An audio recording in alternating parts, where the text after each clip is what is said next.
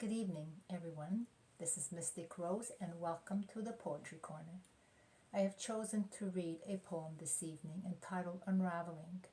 The subject matter is dementia. It was written by an author named Kathryn Kass. Thank you, Kathryn, for this wonderful poem.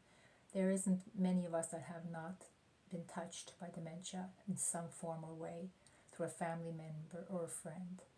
This is for all those of you out there who have struggled with dementia or Alzheimer's, for those of you who are caretakers, and for those of you who are afraid because you start feeling that your mind is slipping away.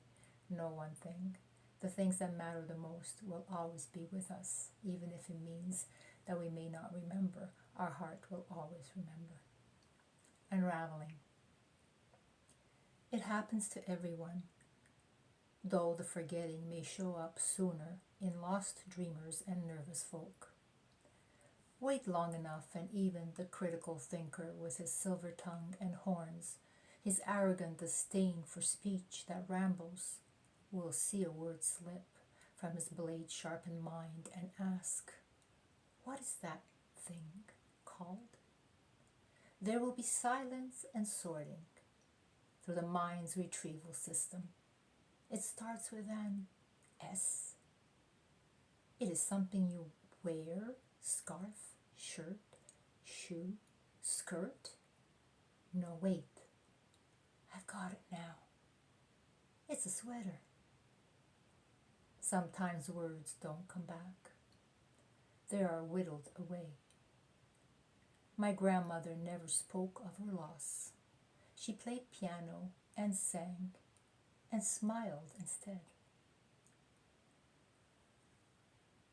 Toora-loora-loora, toora-loora-lay, toora-loora-loora, hush now, don't you cry.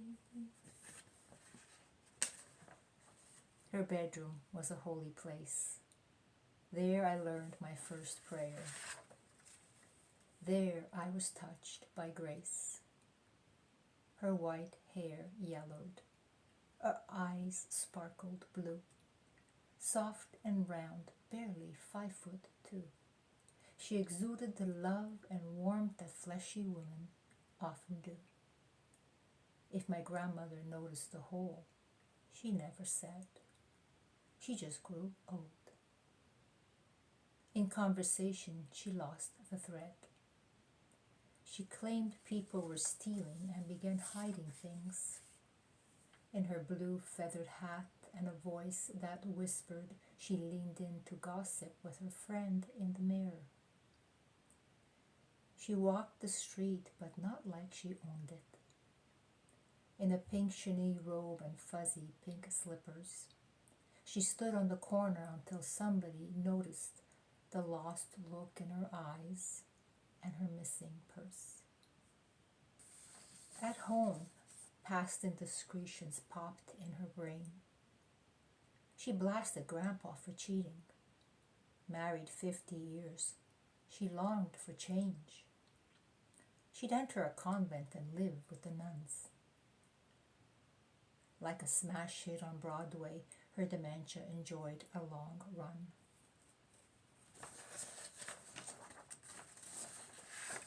As names and faces began to fade, the tapestry of her life came undone. Her mind traveled back to a raven black day when her impoverished parents gave her away. A lifetime of thoughts unraveled to a place where only one thought remained. A thought seated in outrage, rooted in pain. A thought unspoken almost to the end.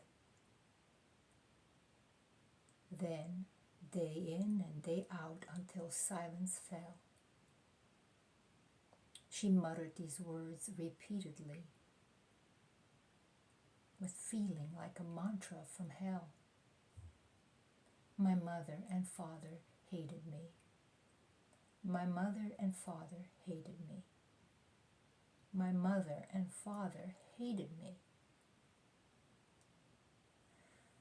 Tura, tura, rura,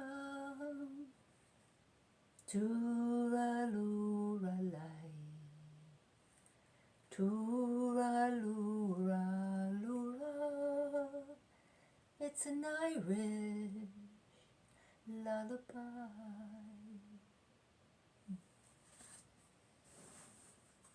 How sad it is, isn't it, when all the things that we have cherished most seem to threaten to slip away through our fingers.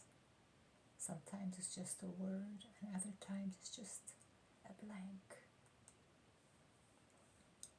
How we wish to hang on to those moments and memories. Never lose hope, for we are all tied together in spirit and in soul. A little bit of music to end this beautiful evening. I thank you for listening and have a wonderful day and stay alive, smile, and be connected with each other. Take care of each other. Good night, everyone.